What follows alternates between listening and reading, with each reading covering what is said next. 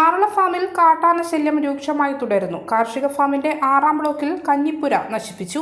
കഴിഞ്ഞ ദിവസം രാത്രിയാണ് സംഭവം. ആറളം കാർഷിക ഫാമിൽ ഫാം തൊഴിലാളികളും ജീവനക്കാരും ഭക്ഷണം പാകം ചെയ്ത് കഴിക്കുന്നതിനായി നിർമ്മിച്ച കെട്ടിടത്തിന്റെ പുറകുവശത്തെ ഷെഡാണ് കാട്ടാനകൾ നശിപ്പിച്ചത്. കഞ്ഞിപ്പുരയുടെ ഭിത്തി കാട്ടാനകൾ കൊമ്പുകൊണ്ട് കുത്തിപ്പൊളിക്കാൻ ശ്രമിച്ചതിന്റെ അടയാളവും കാണാൻ കഴിയുന്നു.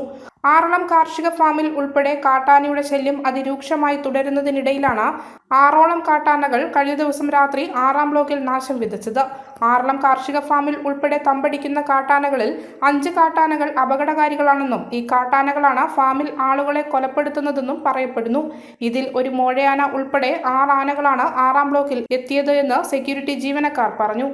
ഇന്നലെ രാത്രിയാണെന്ന് പറഞ്ഞു. നമ്മുടെ സെക്യൂരിറ്റിക്കാർ രാത്രി നൈറ്റ് ഡ്യൂട്ടി ചെയ്യുമ്പം ഇവിടെ വന്നേരം 6 ആന മോഴി അടക്കമുണ്ടെന്ന് പറഞ്ഞു. അവർ കണ്ട് വച്ചാക്കി അടക്കം പൊടിച്ചാൽ അങ്ങോട്ട് മാറിപ്പോയി. അതിലടക്ക് ഇത് തകർത്തിന്. ഇത് ഈ ഷെഡ് തകർക്കുന്ന 3ാമത്തെ പ്രാവശ്യം. ആന ഭയങ്കര ശല്യമാണ്. ആന വെച്ചാൽ നമ്മളെ ഏയിലെ റബ്ബർ പകുതിയും പോയി.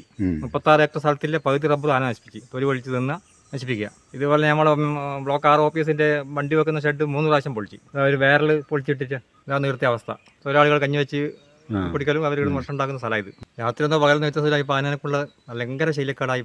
എല്ലാ ബ്ലോക്കിന്റെ 6 മാത്രമല്ല ഫാമിലെ മൊത്തം സ്ഥലങ്ങളിൽ ആന ശല്യം കൂടിയിട്ടുണ്ട്. കാട്ടാന കഞ്ഞിപ്പുര പൊളിക്കുന്നത് കണ്ട് സെക്യൂരിറ്റി ജീവനക്കാർ ശബ്ദമുണ്ടാക്കുകയും പടക്കം പൊട്ടിക്കുകയും ചെയ്തപ്പോൾ കാട്ടാനകൾ പിന്മാറിയെന്നും ഇവർ പറയുന്നു. കാർഷിക ഫാമിലെ കാർഷികോൽപ്പന്നങ്ങൾ ഓരോന്നായി കാട്ടാനകൾ നശിപ്പിച്ചുകൊണ്ടിരിക്കുകയാണ്. ആദ്യമൊക്കെ തെങ്ങും കശുമാവുമൊക്കെയാണ് കാട്ടാന നശിപ്പിച്ചിരുന്നതെങ്കിൽ കുറച്ചു മാസങ്ങളായി റബ്ബർ മരങ്ങളിലേക്ക് ഇവരുടെ അക്രമം മാറിയിരിക്കുകയാണ്. റബ്ബറിന്റെ കരിംതൊലി പൊളിച്ചെടുത്ത് ഭക്ഷിക്കുന്ന രീതിയാണ് ഇപ്പോൾ കാട്ടാനകൾ പിന്തുടരുന്നത്. ഇങ്ങനെ 100 കണക്കിന് റബ്ബർ മരങ്ങൾ നശിപ്പിച്ച വാർത്ത മാധ്യമങ്ങളിൽ വന്നിരുന്നു.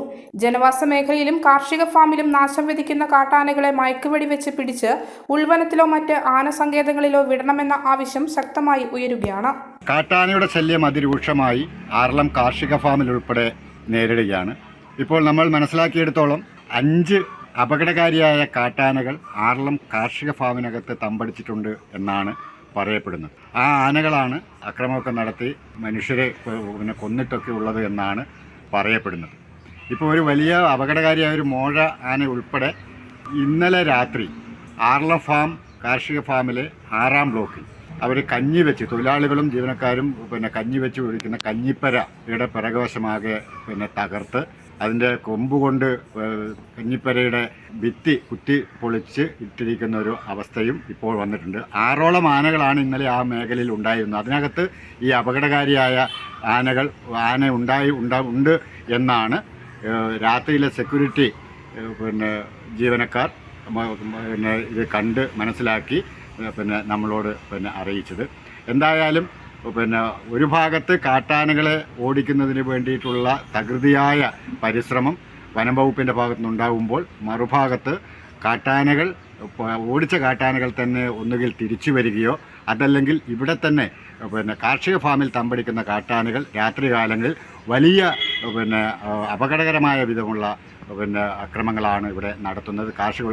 കാർഷിക ഫാമിലെ റബ്ബർ മരങ്ങളോടാണ് ഇപ്പോൾ കാട്ടാനകൾ അക്രമം കാണിക്കുന്നതെന്നാണ്. ആ റബ്ബർ മരങ്ങളുടെ വെട്ടിക്കൊണ്ടിരിക്കുന്ന ടാപ്പ് ചെയ്തുകൊണ്ടിരിക്കുന്ന റബ്ബർ മരങ്ങളുടെ തൊലി കാർന്നു തിന്ന് അത് നശിപ്പിക്കുകയും ഒക്കെ ചെയ്യുന്നൊരവസ്ഥയാണ്. നേരത്തെ കശുമാവും തെങ്ങുമായിരുന്നെങ്കിൽ ഇന്ന് റബ്ബർ മരങ്ങളിലേക്ക് 100 കണക്കിന് റബ്ബർ മരങ്ങൾ ഇതുപോലെ തൊലി കാർന്നു തിന്ന് നശിപ്പിച്ച നിലയിൽ അവിടെ നമ്മൾ മുമ്പ് റിപ്പോർട്ട് ചെയ്തിട്ടുണ്ട്. ഇപ്പോഴും അത് തുടരുകയാണ്. എന്തായാലും ആനയെ ഓടിക്കുന്നതിന് വേണ്ടിയിട്ടുള്ള പരിശ്രമം നല്ല രീതിയിൽ വനം വകുപ്പുകാർ നടത്തുന്നുണ്ടെങ്കിലും പക്ഷേ ഇതൊന്നും അത് ഒഴിഞ്ഞു പോകുന്നില്ല എന്നുള്ളതാണ് ഒരു യാഥാർത്ഥ്യം. ഇനിയും എന്താണ് അതുകൊണ്ടാണ് നമ്മൾ നേരത്തെ റിപ്പോർട്ട് ചെയ്തതുപോലെ ഈ കാട്ടാനകളെ ഇവിടെ നിന്ന് മയക്കുവെടി വെച്ച് പിടിച്ച് ഒന്നെങ്കിൽ മറ്റേതെങ്കിലും ആനക്കുട്ടലിലേക്കോ അതല്ലെങ്കിൽ ഉൾവനത്തിലേക്കോ കൊണ്ടുവിട്ട് അവർക്കവിടെ ആവശ്യമായ വെള്ളവും തീറ്റയും ഒരുക്കുന്നതിന് വേണ്ടിയിട്ടുള്ള ഒരു ഇടപെടൽ വനംവകുപ്പിൻ്റെ ഭാഗത്ത് ഉണ്ടാവണമെന്ന് നേരത്തെ നമ്മൾ പറഞ്ഞുകൊണ്ടിരിക്കുകയാണ്. ഇനിയും നമ്മൾ പറയുകയാണ്. അതല്ലാതെ ഓടിച്ച ആനകൾ വീണ്ടും തിരിച്ച് ജനവാസ മേഖലയിലേക്കും കാർഷിക ഫാമിലേക്കും വരുന്ന അവസ്ഥ ഇപ്പോഴുള്ളത്. ഇത് ഒഴിവാക്കാൻ എത്രയും പെട്ടെന്ന് അധികാരികൾ കണ്ണു തുറന്ന് പ്രവർത്തിക്കണം, തയ്യാറാവണം എന്നാണ് ആവശ്യപ്പെടാനുള്ളത്. ആറളം ഫാമിൽ നിന്നും KB ഉത്തമൻ, ഏജന്റ് ന്യൂസ്.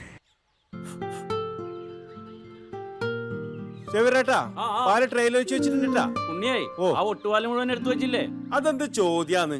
ആരെങ്കിലും ഒട്ടുപാലം എടുക്കാണ്ട് പോവാ? ഒട്ടുപാലം കെട്ടിപ്പിടിച്ചങ്ങോട്ട് ഇരുന്നോ. എന്റെ മനുഷ്യ ഈ റബ്ബർ ഷീറ്റ് ഇങ്ങനെ കുന്നുകൂട്ടിയിട്ട് എന്തോ ഉണ്ടാക്കാനാ? എന്നെ എന്തായാലും മതി, എന്റെ ഷീറ്റിനെ കളിച്ച് എന്റെ കയ്യിൽ നിന്ന് മേടിക്കുന്നീ. അത് കറക്റ്റ്. പിടിക്കടാ. ഉള്ള സമയത്ത് ഇതൊക്കെ ഒന്ന് തൂക്കി വിട്ടിട്ട് കാശൊന്നും കൊണ്ടെത്താ മനുഷ്യ. MS ഗോൾഡ് പോയി കുറച്ച് സ്വർണം വാങ്ങട്ടെ. അത് യോറിന് എന്ത്? ഇതിന്റെയൊക്കെ വില എപ്പോഴാ കുത്തിനെ വീഴുന്ന ആർക്കറിയാം മനുഷ്യ. സിസിലി ആ പറഞ്ഞത് നേരാണ് സേവ. റബ്ബർ ഷീറ്റിന്റെ വില സ്ഥായിയല്ല, എപ്പോ വേണമെങ്കിലും താഴേക്ക് പോകാം. പക്ഷെ സ്വർണത്തിന്റെ വില അങ്ങനെയല്ല, അത് റോക്കറ്റ് പോലെ കുതിച്ചുകൊണ്ടിരിക്കുകയാണ്. അങ്ങനെ പറഞ്ഞു കൊടുക്കും മാഷേ. മാത്രവുമല്ല MS ഗോൾഡിന്റെ സ്വർണ്ണ സമ്പാദ്യ പദ്ധതിയിൽ പണിക്കൂലിയുമില്ല. എന്റെ പുടിയെ MS Gold and Diamonds, Iritty, Peravoor, Ramanagara, Kanakapura, the real source of purity. മലയോരത്തിന്റെ സ്വന്തം പ്രാദേശിക ചാനൽ HNN. നിങ്ങളുടെ നാട്ടിലെ വാർത്തകളും വിശേഷങ്ങളും ഞങ്ങളെ അറിയിക്കുവാൻ വിളിക്കൂ 9447691771 9074215391. നിങ്ങളുടെ നാട്ടിലെ വാർത്തകളും വിശേഷങ്ങളും ഞൊടിയിടയിൽ അറിയുവാൻ ഏജനറ്റ് ന്യൂസ് ചാനൽ സബ്സ്ക്രൈബ് ചെയ്യൂ.